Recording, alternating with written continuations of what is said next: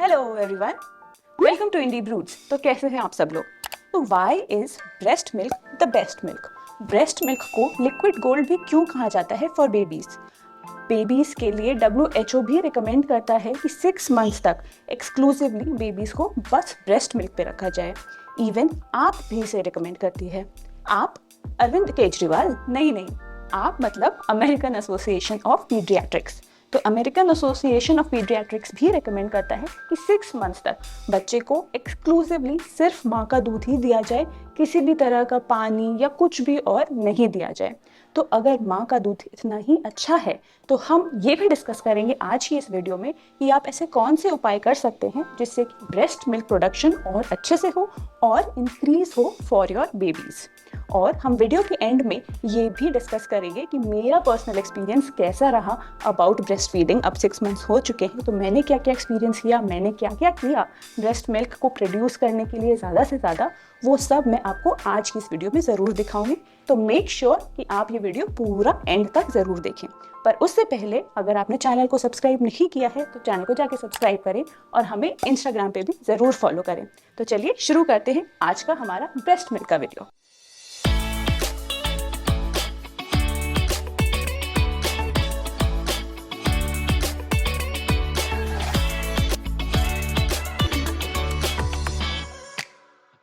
तो सबसे पहले बात करते हैं कि why is breast milk the best milk and why is even breastfeeding the best process, the best activity that a new mother can do for themselves and for their baby as well।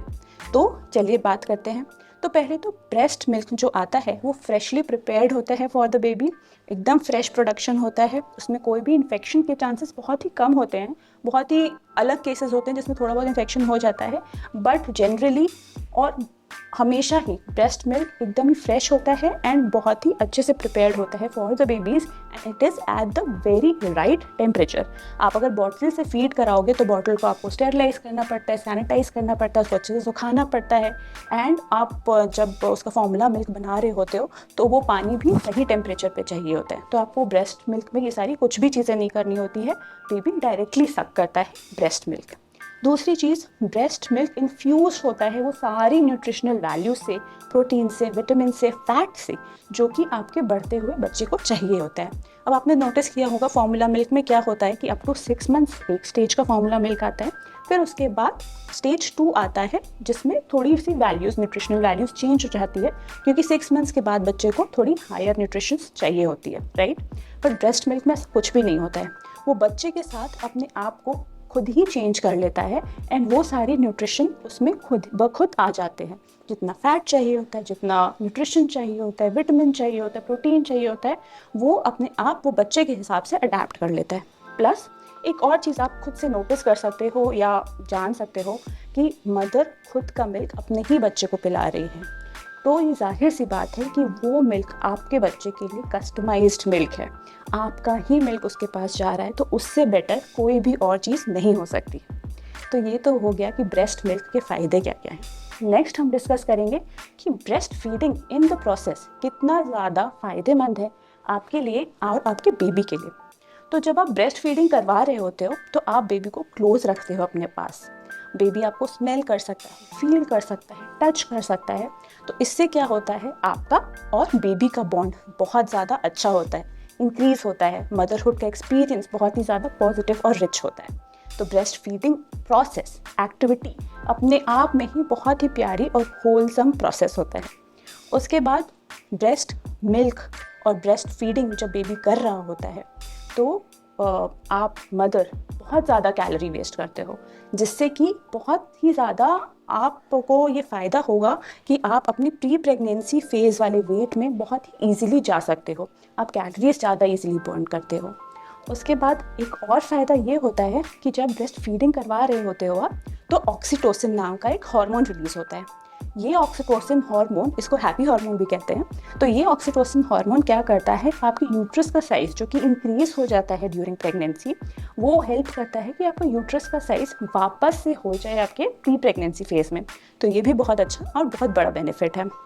उसके बाद अब breast milk की एक बात करते हैं। तो breast milk, अगर आपने देखा होगा कि आप अगर जैसे बेबी को कहीं कट लग गया हो वाइल नेल क्लिपिंग, या बेबी के नेल्स बहुत जल्दी से बढ़ जाते हैं, वो ऐसे ऐसे अपने आप को टच करते रहते हैं, तो फेस पे कहीं कट लग गया हो, तो आप देखोगे अगर आप उस पर थोड़ा सा ब्रेस्ट मिल्क लगाओगे, या फिर अगर बेबी आपके ब्रेस्ट को सक कर रहा है एंड ड्यूरिंग द प्रोसेस उसी में कहीं कोई कट लग गया, कोई ब्रूज हो गया, किसी तरह की सोरनेस है, तो उसमें डॉक्टर ने मुझे खुद ही एडवाइस किया था कि आप थोड़ा सा ब्रेस्ट मिल्क लगाओगे ना उस कट एरिया पे या अफेक्टेड एरिया पे कहीं पे भी, तो वो बहुत जल्दी फ़ायदा करता है। तो ये मैंने खुद किया एंड देखा इसका फ़ायदा, ये एक्चुअली में बहुत ज़्यादा बेनिफिशियल है। तो आप सोच सकते हो कि इसमें कितनी ज़्यादा अच्छी प्रॉपर्टीज़ हैं, कितनी अच्छी हीलिंग प्रॉपर्टीज़ हैं, एंड अगर बच्चा ये मिल्क कंज्यूम कर रहा है तो उसके लिए कितना ज़्यादा बेनिफिशियल है। तो ये सारी बातें हो गई अबाउट ब्रेस्ट फीडिंग और ब्रेस्ट मिल्क अच्छा क्यों है for you and for your baby. तो अगर ब्रेस्ट मिल्क इतना ही अच्छा होता है तो आप क्या क्या उपाय कर सकते हैं जिससे कि ब्रेस्ट मिल्क का प्रोडक्शन और अच्छे से हो और एडिक्वेटली हो फॉर योर बेबी। तो अगर आप इस बारे में रिसर्च कर रहे हैं कि कैसे बढ़ाया जाए, तो आपने एक टर्म सुना होगा जिसको कहते हैं गैलेक्टोगॉग्स। गैलेक्टोगॉग्स वो सारी चीज़ें होती हैं जो कि इंक्रीज करती हैं आपके ब्रेस्ट मिल्क के सप्लाई को। तो इसमें कौन कौन सी चीज़ें आ गई? मेथी, जीरा, अजवाइन, एक होता है वाटर क्रेस सीड्स जिसको हलीम या आलिव भी कहते हैं, सौफ हो गया, शतावरी हो गया। शतावरी पाउडर बहुत ही अच्छा होता है, मतलब मुझे पर्सनली बहुत ज़्यादा इफेक्ट किया शतावरी पाउडर। तो ये सारी चीज़ें अगर आपको लगता है कि आपको बढ़ाना है तो आप इन सारी चीज़ों का पाउडर बना के रख लीजिए एंड दिन में 2 बार 2-2 चम्मच ले लीजिए विद वाटर या वार्म मिल्क। वार्म मिल्क के साथ बोलते हैं लोग ज़्यादा फ़ायदा करता है, लेकिन आपको मिल्क लेने में कोई प्रॉब्लम हो तो आप पानी के साथ भी इसको गल्प कर सकते हैं। 2 टाइम ज़्यादा नहीं लग रहा है कि मतलब मुझे और चाहिए, तो आप इसको 3 टाइम्स ले लीजिए, 2-2 चम्मच, मतलब अपने हिसाब से आप इसकी क्वांटिटी बढ़ा घटा सकते हैं। ठीक है। उसके अलावा हो गया मसूर दाल।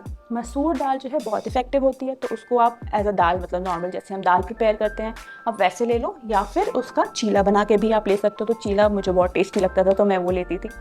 उसके बाद आपको ये भी एडवाइस सुनने को मिलेगी कि साबूदाना भी बहुत ज़्यादा इफेक्टिव होता है, बट मुझे साबूदाना पर्सनली उतना अच्छा नहीं लगा टू कंज्यूम, क्योंकि एक तो उससे बहुत ज़्यादा वेट बढ़ता है और आप उसको टेक्निकली लॉजिकली देखेंगे तो वो कुछ नहीं है बट बस स्टार्च है। तो वो मिल्क प्रोडक्शन में कैसे बेनिफिट करेगा आई डोंट नो, मुझे नहीं लगता, मुझे वो अपीलिंग नहीं लगा, तो मैंने वो नहीं लिया। उसके बाद हो गया गार्लिक। लोग क्या करते हैं, गार्लिक ज़्यादा से ज़्यादा कंज्यूम करते हैं। Garlic is actually beneficial for milk production. तो आप गार्लिक को हल्का सा भून के उसमें लोग ब्लैक पेपर नमक डाल के भी कंज्यूम कर लेते हैं, या फिर आप ये भी कर सकते हो, आप जो सब्ज़ी खा रहे हो, आप जो दाल खा रहे हो, उसमें ज़्यादा से ज़्यादा गार्लिक का यूज़ करो। तो ये सब हो गया। उसके बाद ब्रेस्ट मिल्क क्या होता है? ब्रेस्ट मिल्क में मिल्क तो होता है बट 80% उसमें वाटर होता है। तो अब ये जाहिर सी बात है कि उसमें ज़्यादा से ज़्यादा पानी है, तो आप खुद जितना पानी कंज्यूम करोगे उतना ज़्यादा इफेक्टिव होगा आपका ब्रेस्ट मिल्क सप्लाई प्रोडक्शन में। ठीक है। तो कितना पानी लेना है?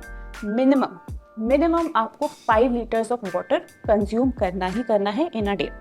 और लैक्टेशन एक्सपर्ट्स ये भी बोलते हैं कि जब आप ब्रेस्ट फीडिंग करवा रहे हो तो उस समय आप किसी ना किसी प्रकार का लिक्विड इंटेक करो। जीरे अजवाइन वाला पानी हो गया, या फिर किसी प्रकार का शेक हो गया, मैंगो शेक हो गया, कोई स्मूदी हो गई, दलिया हो गया, या दही में प्रिपेयर्ड ओट्स हो गया। तो ये सब भी आप ले सकते हो while you are breast feeding. Breast feeding कराते कराते आप वो पानी और ये सारी लिक्विड चीज़ें इंटेक कर सकते हो। ओट मील भी बहुत ज़्यादा बेनिफिशियल है टू बूस्ट मिल्क सप्लाई। तो मैं तो क्या करती थी कि दही लिया एंड उसमें ओट्स डाल के उसको सोक होने दिया, उसको फूलने दिया फ्रिज में डाल के, एंड जब कंज्यूम करना है तो आप उसमें फ्रेशली कट फ्रूट्स और ड्राई फ्रूट्स, किशमिश बहुत अच्छी लगती है उसमें, तो वो सब डाल के आप कंज्यूम कर सकते हो। तो ये सारी चीज़ें तो हो गई, आप क्या क्या कंज्यूम कर सकते हो। इसके साथ आप क्या क्या एक्टिविटीज़, क्या क्या एक्सरसाइज कर सकते हो टू बूस्ट मिल्क सप्लाई। एक होता है हॉट फर्मेंटेशन। हॉट फर्मेंटेशन में क्या होता है कि आप गर्म टॉवल या एक गर्म कपड़ा लो, जब आपको फीड कराना हो उससे पहले आप उसको अपने ब्रेस्ट्स पे रखो एंड आधे घंटे बाद फीड कराओ, क्योंकि कई बार क्या होता है जो मिल्क डक्ट्स होते हैं वो ब्लॉक हो जाते हैं, तो उनको रिलीज करने के लिए एंड मिल्क सप्लाई अच्छे से हो तो आप उसके लिए ये प्रोसेस कर सकते हो। इसके अलावा आपको पानी तो पीना ही पीना है, एंड उसके अलावा ये भी होता है हैंड एक्सप्रेशन। आप जितना ज़्यादा हैंड से एक्सप्रेस करने की कोशिश करोगे उतना ज़्यादा ब्रेस्ट मिल्क बढ़ेगा। उसके अलावा आप क्या कर सकते हो कि ब्रेस्ट पंप लेके दिन में 3 बार आप ब्रेस्ट पंप करने का कोशिश करो। तो ब्रेस्ट पंपिंग जो एक्टिविटी होती है, जो ब्रेस्ट पंप सक करता है, वो मिमिक करता है जिस तरह से बेबी सक कर रहा होता है। तो उससे भी क्या होता है, ब्रेस्ट मिल्क का सप्लाई बढ़ता है, क्योंकि वो सिग्नल भेजता है आपके ब्रेन में to produce more milk. Signal भेजता है आपके ब्रेन में, इसका मतलब क्या हुआ कि हमारे पास एक पिट्यूटरी ग्लैंड होता है, ठीक है, वो रिस्पॉन्सिबल होता है हार्मोन प्रोलैक्टिन के लिए। प्रोलैक्टिन हार्मोन जितना बढ़ेगा उतना ही ज़्यादा मिल्क सप्लाई होगा। तो आप जितना ज़्यादा बेबी सकिंग वाले प्रोसेस को मिमिक करो बाय हैंड एक्सप्रेशन या बाय ब्रेस्ट पंपिंग, उतना ज़्यादा मिल्क सप्लाई बूस्ट होगा। तो आप ये सारी चीज़ें कर सकते हो। आप हॉट शावर ले सकते हो, ये भी बहुत लोग बोलते हैं। एंड जैसे ही बेबी डिलीवर हो या दिन में कभी भी after delivery, skin to skin touch बहुत ज़्यादा बेनिफिशियल बोला गया है। तो बेबी टॉपलेस, मतलब बेबी के पास कोई कपड़ा ना पहना हो उसने, एंड मदर उसको डायरेक्टली अपने ब्रेस्ट पे ले विदाउट एनी क्लोथ, तो स्किन टू स्किन टच से भी ऑक्सीटोसिन रिलीज होता है एंड प्रोलैक्टिन सिक्रीशन होता है, जिससे कि ब्रेस्ट मिल्क अच्छे से प्रोड्यूस होता है, फ्लो होता है फॉर द बेबीज़। तो ये सारी चीज़ें मैंने आपको बताई हैं जो आप कर सकते हो to increase and to boost your milk production. But ये सारी चीज़ें करते हुए सबसे ज़्यादा एसेंशियल और बेसिक बात ये है कि आप जितना ज़्यादा बेबी को सक कराओगे अपने ब्रेस्ट पे, ये सबसे बेसिक एंड ग्राउंड रूल है कि आप जितना ज़्यादा सकिंग कराओगे उतना ज़्यादा ब्रेस्ट मिल्क प्रोड्यूस होगा। अगर ये नहीं हो रहा है तो बाकी सारे स्टेप्स करने का बहुत ज़्यादा फ़ायदा नहीं मिलेगा। तो आप इंश्योर करो कि बेबी ज़्यादा से ज़्यादा सक करे, एंड उसके साथ आप ये सारी एक्टिविटीज़ ज़रूर करो in your day to day activity. तो ये सारी चीज़ें हो गई कि आप क्या क्या कर सकते हो to increase your milk production. मैंने क्या किया था कि जैसे ही मुझे थोड़ा सा ठीक फील हुआ था, like after 2 months, yes after 2 months of delivery, मैंने जिम जाना शुरू कर दिया था एंड थोड़ा बहुत वर्कआउट करना शुरू कर दिया था। तो आप जितना एक्टिव रहोगे, आप जितना अपने आप को एक्टिव रखोगे, वो भी इफेक्ट करता है on your breast milk production. पर आपकी सिचुएशन कैसी है, बॉडी टू बॉडी डिफर करता है, सारी प्रेग्नेंट फीमेल्स का एक्सपीरियंस अलग होता है। तो किसी भी फॉर्म का एक्सरसाइज करने से पहले आप अपने डॉक्टर से ज़रूर कंसल्ट करें। But in all, being active is the key. आप जितना ज़्यादा मूवमेंट करोगे, आप जितना ज़्यादा एक्टिव रहोगे, लेथार्जिक नहीं रहोगे, उतना ज़्यादा बेनिफिट करेगा for breast milk and breast feeding. तो ये तो हमने डिस्कस कर लिया कि आपको क्या क्या लेना चाहिए, क्या क्या चीज़ें अवॉइड करनी चाहिए वाइल प्रोड्यूसिंग ब्रेस्ट मिल्क या while doing breast feeding. Caffeine is a big no no, मेरे लिए तो बहुत बड़ा नो नो था। मैं थोड़ा सा भी चाय पी लूँगी ना तो मुझे एकदम दिखता है डायरेक्टली इफेक्ट ब्रेस्ट मिल्क पे। बहुत लोगों को जिनको अच्छे से सप्लाई हो रहा होता है वो लोग बोलते हैं अरे हमें तो कुछ नहीं हुआ था। आपको नहीं हुआ था क्योंकि आपका अच्छा सप्लाई था, लेकिन बहुत लोग जो स्ट्रगल कर रहे होते हैं, जो जैसे हम जैसे लोग जो रिसर्च कर रहे होते हैं इस फील्ड में कि कैसे बढ़ाया जाए, तो उन लोग को कैफीन इंटेक नहीं लेना चाहिए। कोई भी पैकेज्ड प्रोडक्ट जिसमें प्रेजर्वेटिव्स हैं वो आप मत खाओ। पैकेज्ड फूड नहीं, जंक फूड नहीं। आपकी डाइट एकदम बैलेंस्ड होनी चाहिए, right amount of carb, fat and protein ज़्यादा होना चाहिए। आप शुगर बहुत ज़्यादा इंटेक मत करो। आपका वेट वैसे ही बहुत बढ़ा हुआ है आफ्टर प्रेगनेंसी, तो हमें उसमें कुछ भी और ऐड नहीं करना है। Plus it is not beneficial in any which way while doing breast feeding. तो ये सारी चीज़ें अवॉइड करनी है। तो चलिए, जैसे मैंने आपसे वीडियो के इंट्रो में बोला था कि मैं अपना एक्सपीरियंस शेयर करूँगी, तो मेरा एक्सपीरियंस ये था कि शुरुआत में मुझे बहुत ज़्यादा प्रॉब्लम हुई थी फॉर वाइल ब्रेस्ट फीडिंग। बहुत अच्छे से सप्लाई नहीं आता था, और मुझे एक्चुअली ब्रेस्ट फीडिंग में प्रॉब्लम ये होती है कि आपको पता नहीं चलता है कि कितना वॉल्यूम आ रहा है। एंड इसीलिए बहुत सारी मदर्स में यही देखा गया है या यही कंप्लेन होती है कि मेरे बेबी के लिए एडिक्वेट मिल्क सप्लाई नहीं हो रहा है। तो इसके लिए हमने क्या किया था, मैंने ब्रेस्ट फीडिंग के लिए पंप यूज़ करना शुरू किया था। ब्रेस्ट पंप की कितना सप्लाई आ रहा है। तो शुरुआत में तो मैं आपको बता दूँ, आप ब्रेस्ट पंप यूज़ करोगे तो शुरुआत में बहुत पेन होता है। फर्स्ट टाइम जब आप यूज़ करोगे तो बहुत पेन होता है, लगता है भाई मैं कैसे इसको करूँगी, बट बाद में सही हो जाता है। तो फर्स्ट टाइम जब मैंने यूज़ किया था तो पेन तो हुआ था, बट बहुत ही कम ब्रेस्ट मिल्क आया था। लाइक 30 ml ही प्रोड्यूस करने में बहुत पेन हुआ था एंड बहुत ज़्यादा टाइम लगा था। बट आप जितना ज़्यादा ये प्रोसेस करोगे, आप जितना ज़्यादा बच्चे को सक कराओगे एंड ब्रेस्ट मिल्क पंप करोगे, ब्रेस्ट मिल्क पंपिंग वाली एक्टिविटी का एक शेड्यूल मेंटेन करोगी, सुबह इस वक्त करना है, रात में इस वक्त करना है। ब्रेस्ट मिल्क में एक और चीज़ होती है पावर पंपिंग। तो पावर पंपिंग में क्या होता है कि आपको 10 मिनट्स एक साइड कर लिया, फिर 10 मिनट्स दूसरी साइड कर लिया, फिर वापस 15 मिनट्स एक साइड कर लिया, 15 मिनट्स दूसरी साइड कर लिया। तो इससे ब्रेस्ट मिल्क सप्लाई ज़्यादा बढ़ता है, आपके पिट्यूटरी ग्लैंड में ज़्यादा सिग्नल जाते हैं to increase breast milk supply. तो इससे मेरा ब्रेस्ट मिल्क इंक्रीज़ हुआ। मैंने आपको जो शुरुआत वाले पार्ट में बताई थी कि ये सारी चीज़ें आप फॉलो कर सकते हो, आप गैलेक्टोगॉग्स जो जो चीज़ें ले सकते हो वो आप 3 टाइम लो विद वाटर। मैं तो विद वाटर लेती थी, एंड रात में जो मैं पाउडर लेती थी वो ठंडे दूध में मिला के लेती थी, तो आप वो भी ले सकते हो। अच्छा, गैलेक्टोगॉग्स और वो सारी चीज़ों के साथ एक और चीज़ मैंने जो की थी वो ये थी कि लैक्टेयर नाम का एक प्रोडक्ट आता है जिसमें जो भी मैंने बताया हुआ है उन सब का ऑलरेडी मिक्सचर होता है। तो लैक्टेयर हो गया, गैलेक्ट हो गया, तो ऐसे सिमिलर प्रोडक्ट्स आते हैं मार्केट में जो किसी भी केमिस्ट शॉप पे आराम से अवेलेबल होते हैं। तो इसको आप 3 स्पून्स दिन में 2 बार, तो जो लैक्टेशन एक्सपर्ट्स होती हैं, डॉक्टर्स होती हैं, वो दिन में 2 बार बोलती हैं विद 3 स्पून कि आप इसको कंज्यूम करो विद मिल्क, वार्म मिल्क, या फिर अगर वार्म मिल्क नहीं ले पा रहे हो तो पानी के साथ आप इसको कंज्यूम कर सकते हो। तो ये मैंने किया था, मैंने 2 बार नहीं, मैं दिन में 3 बार लेती थी ये। और उसके साथ मैं क्या करती थी, मुझे एक प्रॉब्लम बहुत हो रही थी कि जब मैं ब्रेस्ट फीडिंग करवा रही थी बहुत ही बर्निंग सेंसेशन सी होती थी।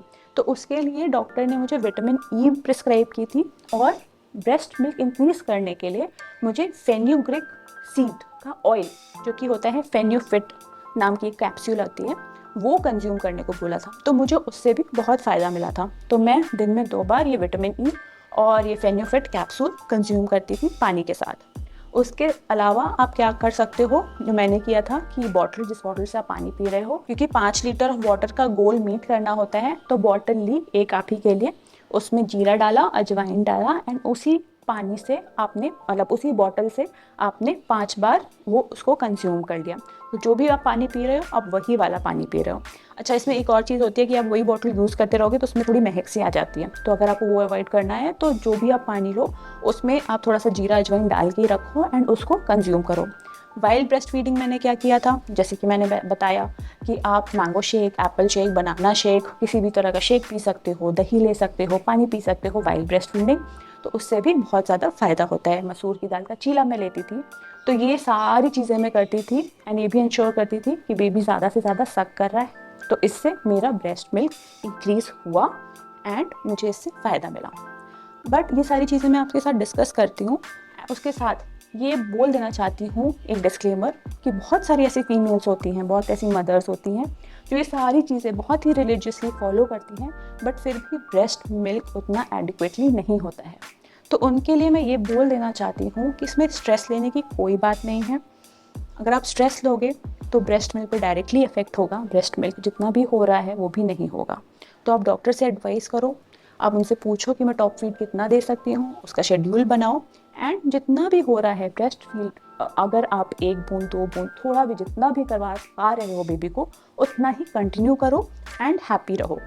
तो आप इस बात को एक्सेप्ट कर लो, इस फैक्ट को एक्सेप्ट कर लो कि ठीक है, नहीं हो रहा है ब्रेस्ट मिल्क उतना, जितना भी हो रहा है I am happy and my baby is happy. Happy baby and happy mother बहुत ज़्यादा ज़रूरी है, रादर देन स्ट्रेस्ड मदर कि भाई राम ब्रेस्ट मिल्क नहीं हो रहा है, नहीं हो रहा है। ये नहीं करना है, आप जितना भी कर पा रहे हो अच्छे से करो। So that is the key. तो कैसा लगा आप सबको ये वीडियो? तो मैंने इंश्योर किया है कि मैं इस वीडियो में सारी चीज़ें इंक्लूड कर पाऊँ कि कैसे आप अपना ब्रेस्ट मिल्क सप्लाई बूस्ट कर सको, आप क्या माइंडसेट रखो। तो अगर आपको ये वीडियो अच्छा लगा हो तो प्लीज़ हमें सपोर्ट करिए, ये वीडियो को लाइक करिए, अपने फ्रेंड्स के साथ शेयर किए, और हमारे चैनल को सब्सक्राइब करिए। और हम इंस्टाग्राम पे भी अवेलेबल हैं, तो हमें वहाँ भी जाके फॉलो करिए। मैं कुछ ना कुछ टिप्स या कुछ ना कुछ इंटरेस्टिंग वीडियोस डालती ही रहती हूँ about mothers, breast feeding and the whole process. और अगर आपको हमारे साथ कुछ शेयर करना है तो नीचे कमेंट सेक्शन है, वहाँ पे जाके हमें ज़रूर बताइए, हमारे साथ बातें करिए। We would love to hear from you. तो ये था आज का video. Thank you for watching the entire video and goodbye.